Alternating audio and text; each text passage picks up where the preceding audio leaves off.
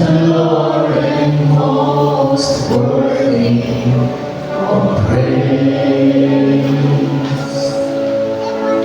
The city of our God, the holy place, the joy of the world.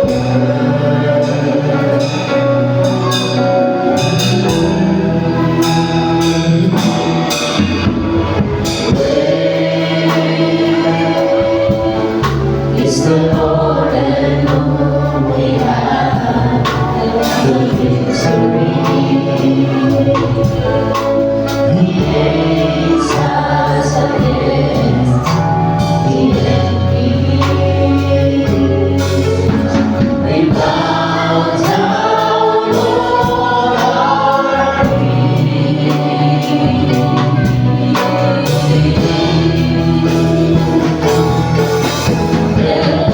We want to lift your name on high.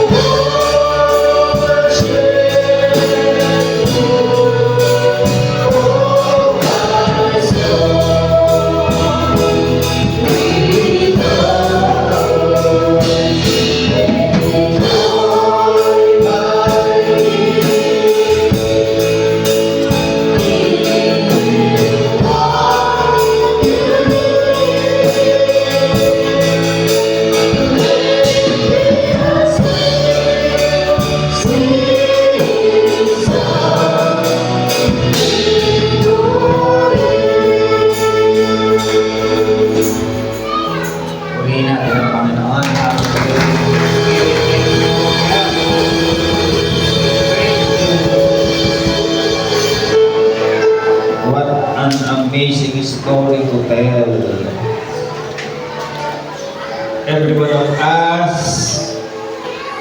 iginagawa ng Diyos ng magandang kasaysayan to tell how good is our God. And I thank you, Lord, sa paggawa mo ng ganitong bagay sa akin.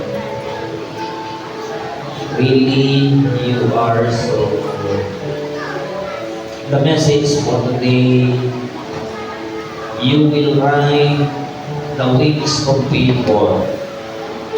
Everybody say, wings of favor. Wings of favor. Sasakayin ka sa wings, sa pakpak ng pabor ng Diyos. In Matthew chapter 16 verse 19, sabi ng Panginoon, I will give unto thee the keys of the kingdom of heaven. And whatsoever you shall bind on earth shall be bound in heaven.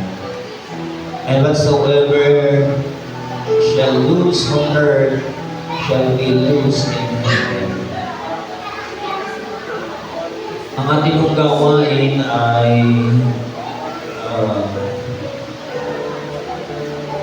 pinagbubulay-bulayan ko kung tayo ay magkukulay na lang sa mono. Kung orasan ko ang gawain, sabi ko sa aking asawa, 30 minutes ka lang ha. Sabi niya, sige din ako magsasalita. Sige, gawin mo ng 2 oras. At ito, ang salita ay 3.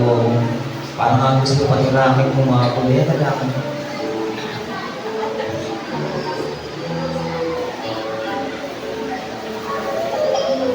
Kahit may bagyo, kahit may banta, tuloy ang gawain ng Diyos. Kung titingin sa panahon, kung titingin sa lumalabas ng mga tao, hindi paligo. Subalit, here we are, nagkakaisang ginagawa ng kalooban ng Panginoon. Hallelujah! Eh kung hindi natin itutuloy, hindi natin maririnig ang magandang istorya sa buhay ni Rachel. Isa, susunod na si Rachel mag-aasawa. Pangalawang beses na.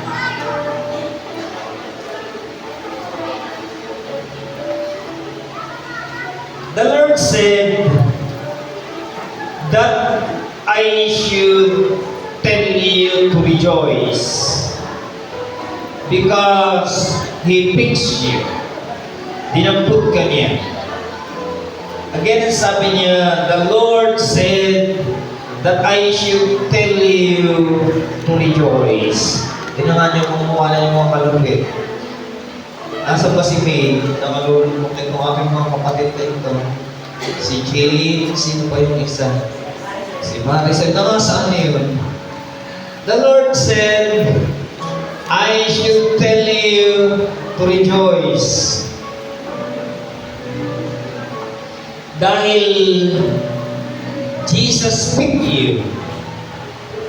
Dinampot ka niya at inilagay ka niya sa wings of favor. Everybody say rejoice. And again, I say rejoice.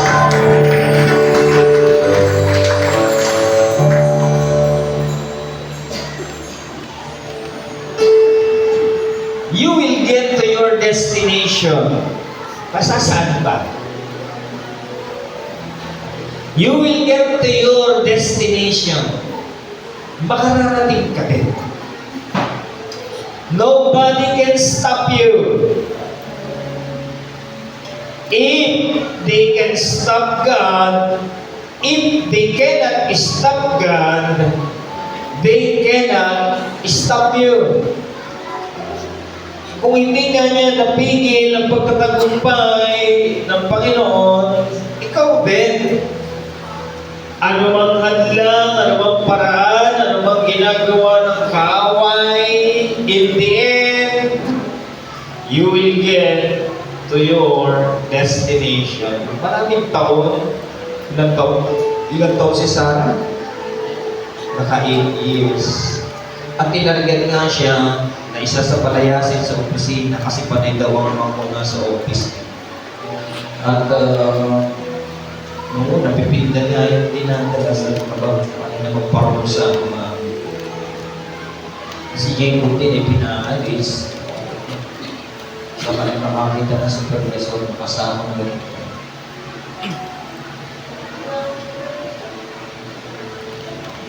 At ito ay pinagpas sa Diyos kong lahat. Kaya ang ginawa ko si Sarah ay isa na sa ko ininagay. May mga naiingit sa ating kapananabilan dahil tayo ay ginawa ng Diyos na ulo at hindi mundo. Kaya sa lahat ng mga yan, hindi ko sila pinagtatanggol. At hinahayaan ko ang Diyos ang kanilang maging tagapagtanggol. And here we are now. Siya ngayon ay pumasak. Purihin natin ang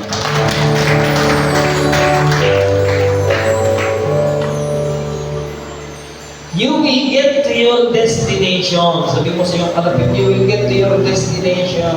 You will get to your destination. Nobody can stop you. If they cannot stop God, they cannot stop you. Kaya si JL naman ngayon ang kinikilos ng Panginoon na magkanta ng review. Every Sunday, magre-review si JL. Tapos na ako, tapos na si Rupert, si JL naman. At pagputihin ninyo, iginagawa ko yun ng Diyos sa magandang kasaysayan. At pagkabuo na ang inyong mga kasaysayan, masasabi ninyo, you will tell the amazing story that God has made you. Purihin natin. Kaya ang inyong istorya, hindi yung istoryang walang kalatoy-latoy.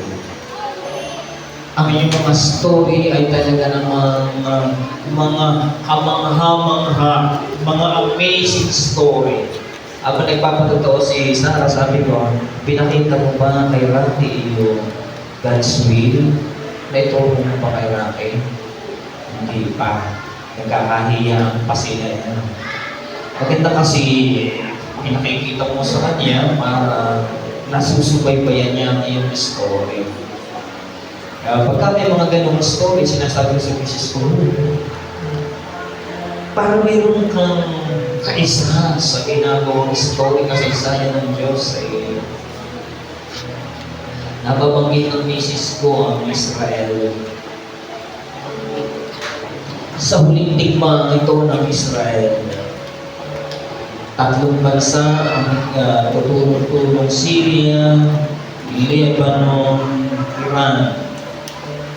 At siyempre, nakadepende ang Israel sa ipadadalang almas ng Amerika. At umatras na nga ang Amerika sa pagbibigay ng armas, subalit binaligtad ang desisyon ng presidente na in-overturn ng Kongreso ng Amerika. At dito sa digmaan ito, kitang-kita natin ang Diyos. Nakita niyo ang digmaan ng Ukraine at Russia, halos durog na ang bansa. Ang mga presidente, intak na intak. Hindi nila alam kung, hindi nila sinasabi kung nasaan sila. Dahil sa gera, ang target niyan ay mga leader. Kaya makikita natin ang digmaan ito. At gaano kakakila ang Diyos na ito. Na-imagine, pag nagtitigmaan ang Iran at Israel, lumipad ang presidente ng Iran kasama ang Foreign Affairs Minister at nang sila'y bumababa na sa aeroplano, lumakas ang hangin, patay ang presidente ng Iran. Hindi almas, hindi mismong Israel, kundi simpleng hangin lang, tigo ang presidente ng kalaban ng Israel. Ito ang sinasabi natin, that we ride on the wings of favor of God. Pag ikaw ay tinatarget ng kaaway, just relax, rejoice, dahil ang Diyos, igagawa ka niya ng magandang kasaysayan. Kaya Israel ay, bansang Israel, ay pasan-pasan yung kanilang presidente, ay sinisisi sa Amerika ang pagkamatay ng kanilang presidente dahil may plan ang Amerika na patayin ng kanilang presidente. Subalit, hindi nangyayari na ang Amerika pumatay sa kanilang presidente, kundi kitang-kita natin ang iyong Diyos at ang aking Diyos. Siya ang gagawa ng pamamaraan para ang mga kaaway ay mapahiya. Purihin natin. What makes favor sa mga mananampalataya? Ano ba ang nagagawa ng pabor ng Panginoon? Bakit tayo nagkakaganyan?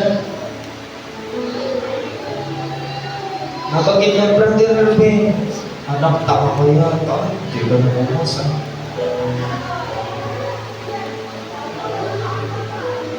Maaari ng mga asawa niyo, mga kalapitbahay niyo, sabi ni Sarah, hindi na ako makalakad ng tuhay. Nakatungo na ako. Pag may nagpupumito, pakiramdam ko, okay lang pinag-uusapan. But what makes favor sa mga mananampalataya? Favor will make you 10 times stronger than your enemy.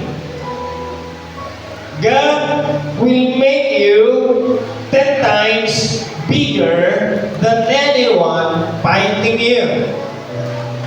God will make 10 times brighter than your enemy.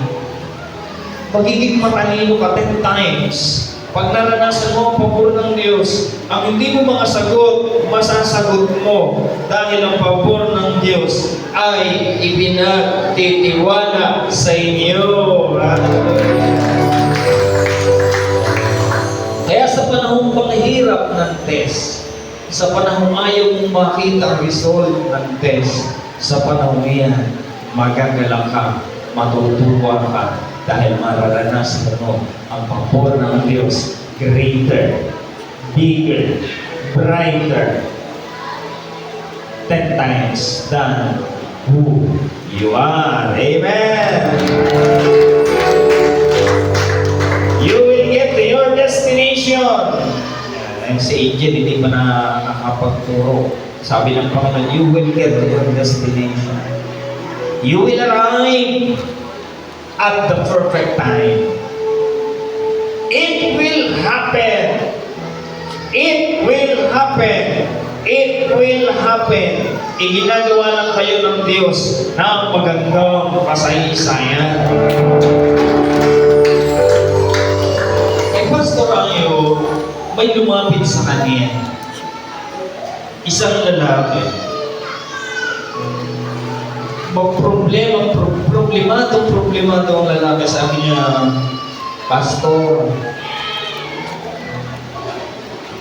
Sa loob po ng isang taon, 2 beses po akong natanggal sa aking trabaho. At ako po ay depressed na depressed, stress na stress. Payuhan mo naman ako, Pastor. Ano pong gagawin ko?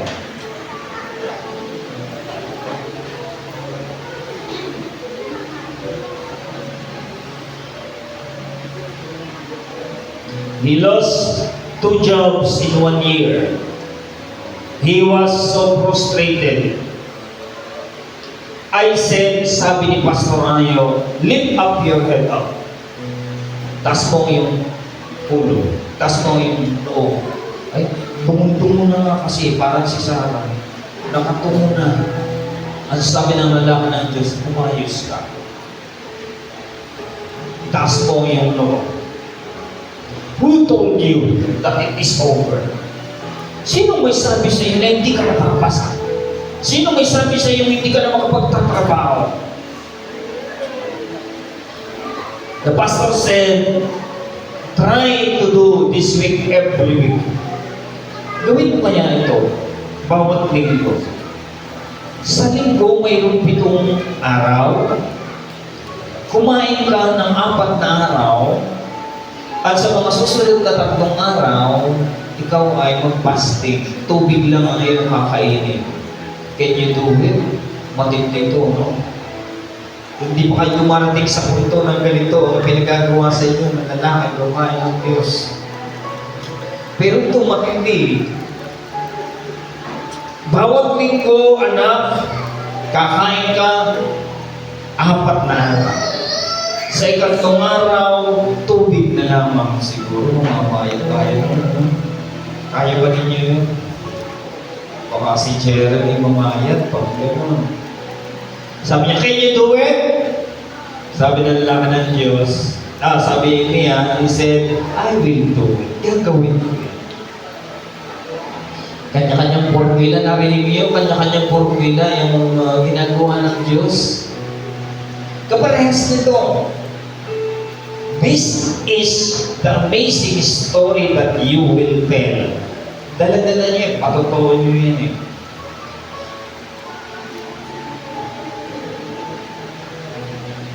At the end of those 3 days, come here, let me just pray for you. Pagkatapos, linggo-linggo, bumabalik ang lalaking ito sa pastor. Nang makaisang linggo, bumalik. Pastor, kinaya ko. Wala pa rin nangyayari sa kanya. Umabot ng 5 months. Matindi yun. Pagkatapos ng 5 months, tuwing siya'y babalik sa pastor, naturalmente, palalakasin ang loob ng pastor, bibigyan ng mga scriptures. Maaaring gaya ng naririnig niyo sa kanya, God is a way maker, miracle worker, promise keeper, light in the darkness. Binabasahan ng mga scripture. At after 5 months, what happened? Suddenly, matapos ang 5 buwan, I received a letter from a place where he had applied to in Lagos City, kung saan man ito, sa Amerika. He just got a letter asking him to come for an interview. So he told me and I said, yes, go. Sabi niya sa lalaki ng Diyos, Pastor, ito may dumating na ho sa aking sulat, inviting me for an interview. Ako po ba ay paparoon? At ang sabi na lalaki ng Diyos, yes, you go. At ang nakalagay sa letter niya ay, please come here at 8 o'clock. Ang ginawa niya, 7 o'clock, dumating na siya sa opisina. At nang siya dumating sa opisina, may lumabas na tao, tinignan siya. Dahil nag-iisa pa siya, pumasok yung staff. Lumabas nung alas 8. Nag-iisa pa rin siya. Lumabas, patuloy, bumalik. Nang dumating ng alas 9, nag-iisa pa rin siya. Ang sabi ng mga mag-i-interview, okay, let's start the interview. At matapos siyang ma-interview, umuwi na siya. A week after, tumanggap siya ng letter. You are hired. You can start now sa opisina nito. At nang siya magsimula na, narinig niya yung story.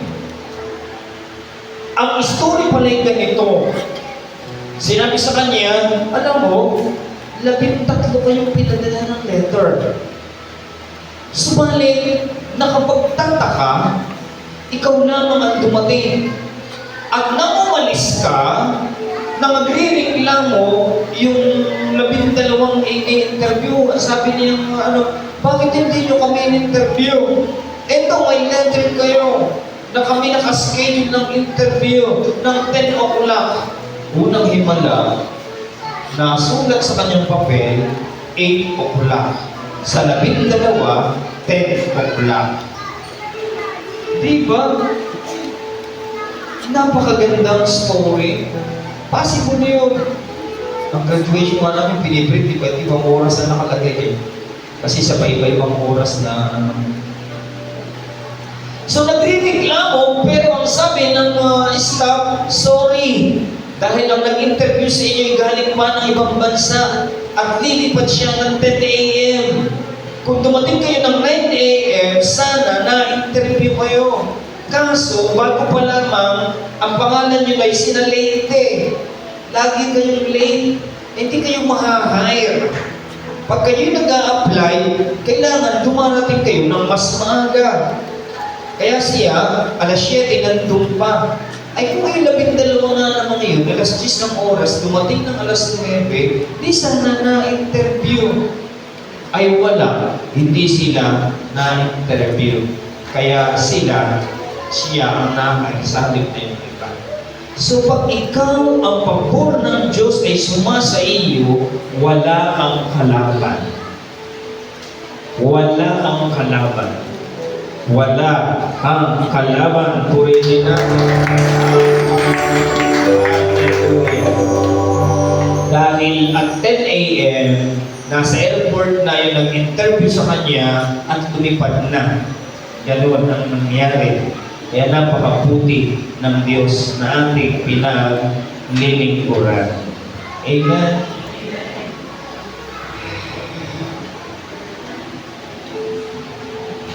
A year, or this year, get ready for surprises. Sabi mo sa iyong malapit, this year, get ready for your surprises.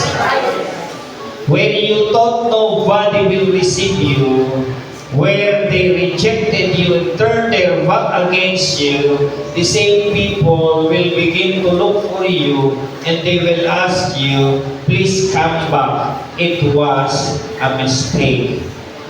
Next, you will get to your destination. Pakibasa yung Samuel. 1 Samuel chapter 2 verse 1. Everybody read.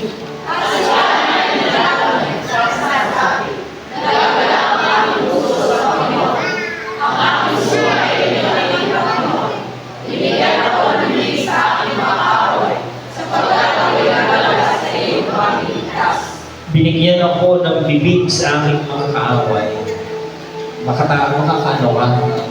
Masasabi ko yung patotoo. Yun yung sinasabi. Siya nagpaugian, hindi siya magkaanak. Pero nang ang pabor ng Diyos ay kanyang maranasan, si Ana ay nagsilang ng isang sanggol. Ang paog kasi tumuyan din eh. Wala rin niyang masabi.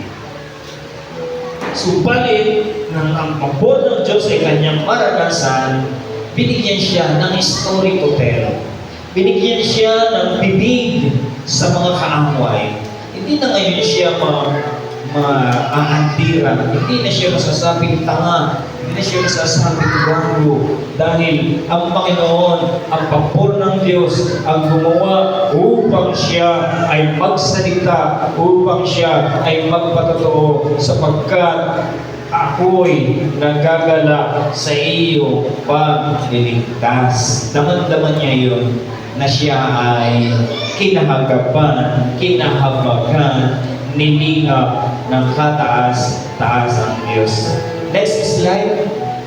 When He decides to lift you up, nobody can question Him. When He decides to bless you, nobody can question your name. Sa oras ng Panginoon, Pagdating ng iyong panahon, walang makapag-question sa kabutihang iyong mararanasan. Amen? Every unnecessary thing you have shared, every unnecessary tear you have shed, in the name of Jesus of Nazareth, God has wiped away your tears. There will be divine happenings. Si Jacob, kaya ko natatawa na sa si Jacob. Tinatawag sa office, Jacob, kailan na? Hindi lumalabas si Jacob. Sabi na po, nasa CR si Jacob. Nalulungkot pa siya. Kaunti pang effort, mga kapatid. Kaunti pa. Huwag hihinto. Huwag manghihimagol. Huwag mawawala ng pag-asa. Pagdating na ikaw ay dinampot na ng Panginoon, isinakay ka na sa kanyang pakpak, ang pagpur ng Diyos ay mararanasan mo at masasabi mo, wow! Wow!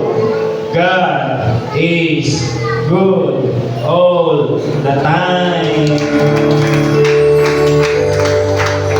Things will happen that will take you from where you are to where you are supposed to be. Everywhere you have struggled, God will make it easy for you. Kung ikaw ay nasaan man ngayon, hindi pa yan ang iyong destinasyon, kung anong mayroon ka pa lang ngayon, hindi pa yan ang best na inihahanda ng Diyos sa iyo.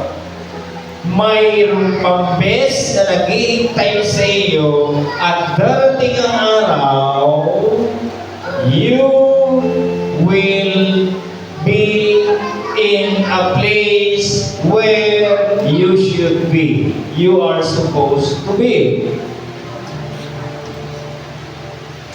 Hindi pa yan ang mga best. May inihahanda pa ang Diyos na mas best. May susunod pa dyan. Expect that God will give you more surprises this year of 2024.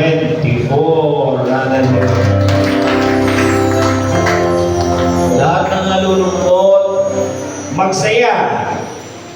Lahat ng nalulungkot, magsaya. Rejoice dahil ang ating Diyos ay napakabuting Diyos. Amen? Next. Gayon may pinili ako ng Panginoon, ng Diyos ng Israel, sa buong sambahayan ng aking Ama, upang maging hari sa Israel magpakailanman, sapagkat kanyang pinili ang Huda upang maging pangulo, at ang sambahayan ng Huda, ang sambahayan ng aking Ama, sa gitna ng mga anak ng aking Ama, ay kinaguluguran niya ako upang gawin akong hari sa buong Israel. Uy mga kapatid, pinili kayo ng Diyos. Hinirang kayo ng Diyos. Kayo ang mga pinakamapalad na tao sa buong daigdig. Sa buong daigdig. Pinakamaswerte kayo. Kayo ay pinakamapalad dahil ang Diyos ninyong pinaglilingkuran ay napakabuting Diyos. At patuloy niyong mararanasan ang kanyang kagandahang loob habang ikaw ay nananatili sa presensya ng Panginoon. Tayong lahat ay tumayo. I will soar. Awitin natin.